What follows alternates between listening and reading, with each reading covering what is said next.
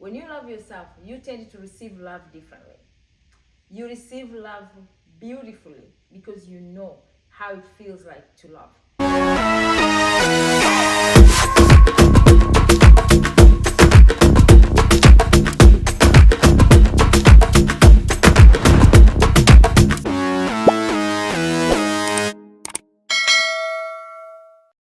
Hello, welcome back to my safari. As usual, this is Mommy, and I appreciate you being here. Thank you for subscribing. Thank you for liking, and thank you for following me on social media. Today, I'll continue with the episode of self-love that we did last week. So today we'll talk about self-esteem, the big S, and self-care. What is self-esteem? My degree is part of self-esteem. Is me being educated or not being educated part of self-esteem? Having a big house or having a beautiful car or expensive car or all these material things, do they really have anything to do with self-esteem? No, absolutely not. Self-esteem has nothing to do with that. What it says, having self-esteem is something that we all need, is how you feel about yourself in different aspects of life. Self-esteem, it includes self-confidence, feeling of security, your identity, sense of belonging, and the feeling of competency. There is the lower self-esteem and high self-esteem. Low self-esteem is that you are capable of doing something, but you truly do not believe that you can do it. And that is affected by, that's why I say, oh, how so self-esteem is low. And this, to me, are very important in building relationships, within yourself. Confidence. I have always been able to learn how to be confident easily. It has never been my struggle at all. I can stand here scared about darkness, but I can stand outside in the darkness. I don't know how I do that, but I do that. So I have a way I can push fear to, because I have confidence. And overly confidence is arrogance. That's not something that any of us would say is good. Having self-confidence enough to take you from where you are to the next place, or to make you be able to navigate in life. They say self-esteem, you have, most of people don't have any when your children don't. And then as you grow, you build it up. Environment can affect your self-esteem. People that have been around or in your life can affect self-esteem. I have a case, one situation that I was in. A friend or a person that I know well was scared to leave a relationship simply because she has been told by her husband, years and years and years, he keep repeating, who will want you, who will want you. And to get to the point, she believed it. She's like, who really will want me? But is her case non-familiar? No. A lot of women we know, we have them as aunties, our own sometimes mothers.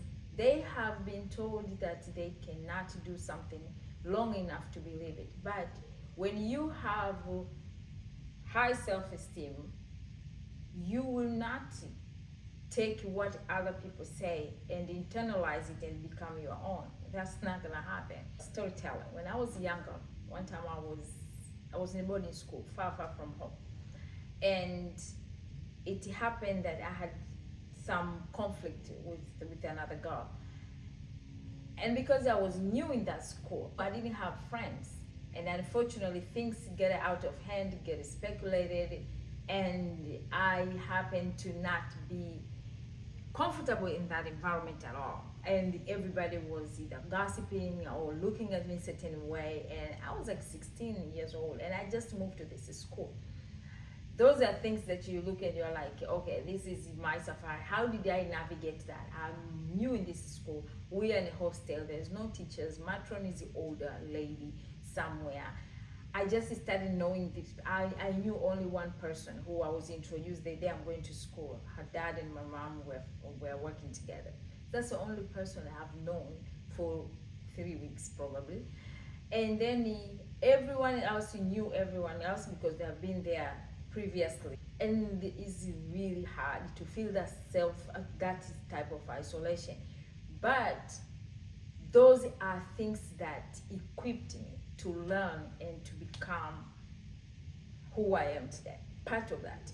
So I have learned that I don't have control on what people think of me. And because I don't have control of that, I really don't care. And it sounds terrible, but it's something, it's a weapon we have to give our children too. That listen, other people have nothing to do with you. They have their own issues they're trying to navigate in life. And don't allow them to make you an issue of yourself because of them. Another thing is, how much do you understand, or how much you are found on your own skill? Whatever that you're good at, do that and nourish that and care for that and feel that in. Learn more about that. That increases your self-esteem. Be realistic on your personal expectation and goals. For you to be healthy emotionally and mentally, that reality is best. These are things we learn as we grow. Plan your things that you're gonna happen. Set a counter, whatever. Because if you don't do that, then you start looking at yourself negatively. Why can't I do this? Why can't I accomplish this? Why shouldn't I? Why don't I? But if you are realistic, you are not going to torment yourself with it. Okay, so now for mothers or fathers who follow my channel, now let's talk about it a bit about how we be able to empower our children to build their self-esteem. I have a teenage daughter, so I know firsthand when she comes home and she complains about certain things. Normally, especially, I'll go back to us Africans. These are things that we were not equipped ourselves growing up. Nobody told us, everybody expected we know them. So we were expected to navigate through bullies. We were expected to navigate through people who are mean. Or we become mean, we are encouraged sometimes. Oh, if they talk to you like that, why don't you talk to them like that? If you have children younger, then you still have a long time to navigate this. But if you have children that are teens, you will understand what I'm about to say.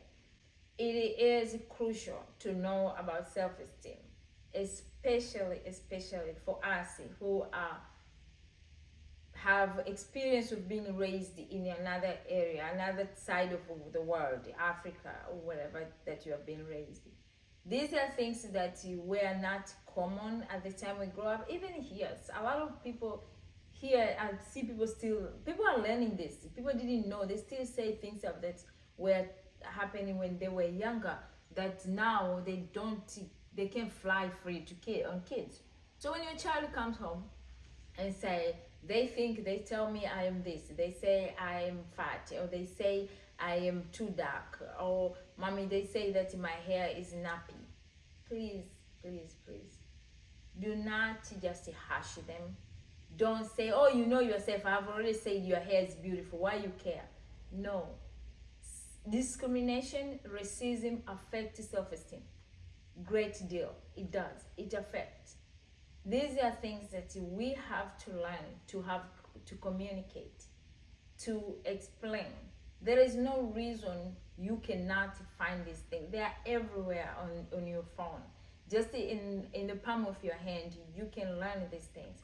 And you can be able to teach your child. You say things that are engraved in you. Either you engrave them yourself or the society has. So it's very important to be able to not just shush our children when they come across these experiences and the emotional about them. Because I am telling you, self-esteem is a great deal. It plays a great deal in our lives. So it's important to encourage our children to tell them things that to tell things that they can build their self-esteem, things that they can empower them, things that manifest them. Tell them, hey, you're kind, you're beautiful, you're very courageous, you're strong. Explain to them this is what you see, instead of just telling them that not to worry about it, because they worry about it. The reason they speak is because they worry about it. The second thing that I would like to talk about is self-care. I think for us women, we are very good at self-care. Makeup, doing well with hair, do your pedicure, manicure, and all that. That is self-care, and that plays a big deal in self-love. Self-love is well done when self-care is involved. And in my safari, I have spent so majority of my time building my inner side. My outer side was like something not my big thing. I can have makeup once in probably 3 months. That's when I remember, oh, let me put my makeup, I'm going out. But I don't do that. And it was not a big, even things as small as nails, I can share with you. I started doing my nails constantly, not even a year ago, probably, I think 6 months. That is just me being completely honest open. You don't have to go somewhere and do it. Taking 1 hour once a week, twice, 3 times a week, sit down, clean your nails, polish them the color you like, and you sit there, you're looking. Sometimes I'm just sitting there and I'm just looking at my nails. It looks something very minor, but it is a big thing. And if there's any guy watching this, listen, it is good for guys. You can go get your pedicure, go sit down, rest, let somebody take care of your feet. Okay, someone take care of your nails. They can cut, they do whatever they do. It takes you an hour of relaxation. Even if you do once a month, I would encourage you, go do it. It's good. Massage, you like full body massage, go for it. Go for it. Relax and let someone else do. These things are important in self-love. You are loving yourself enough to do this extra thing that you can live without, but you decide you do them. Self-care, ice cream, eating ice cream.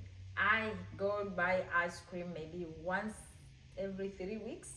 I pass there and I buy ice cream, and then I just take my cone ice cream and I'm driving and I'm eating it. It seems small, but I'm taking time to do that. I have to get my Starbucks at least twice a month or 3 times a month. I go buy myself a Starbucks coffee, and when I get there, oh wow, it's like I'm ordering a car. I'm so specific. Caramel macchiato, give me with this pretty hazelnut, upside down, too hot. And even someone asked me, do you want something? You want anything at Starbucks? I'm like, let me write for you, because I have specifications. And what is wrong with that? What's wrong with that? If you wake up in the morning, you have to drink your cup of coffee. Go drink a cup of coffee. Get your coffee. Go outside. Stand by the door. Look at the outside. Drink a cup of coffee quietly. That is self-care. That's a part of self-care. Okay? There is this dish you like to eat. Cook it. Let someone else cook for you. Go buy somewhere. Sit down and eat. Enjoy. This is part of self-love. So now we have talked about 4. Self-awareness, we talked about it last time, and we talked about self-kindness. Today we touch a lot about self-esteem and self-care. Those are 4. We're gonna do 3 more next time. Now that is it for me. I wish you the best of time. Take care of yourself. Love yourself as much as you can. There is no too much love to give. Love others. I don't care if there are millions. You can love as many people as you can. Love is beautifully God gave to us. He built this. We are created with it. It's in us. So don't limit it. Love, love, love, love, love, love. Work on yourself. Love yourself, because you cannot give what you don't have. This is as I'm keeping learning these things and I'm sharing with you, and we are growing up together. We keep this life smooth. We're raising our children well together, and a lot to come and a lot to see. Until next time, ciao.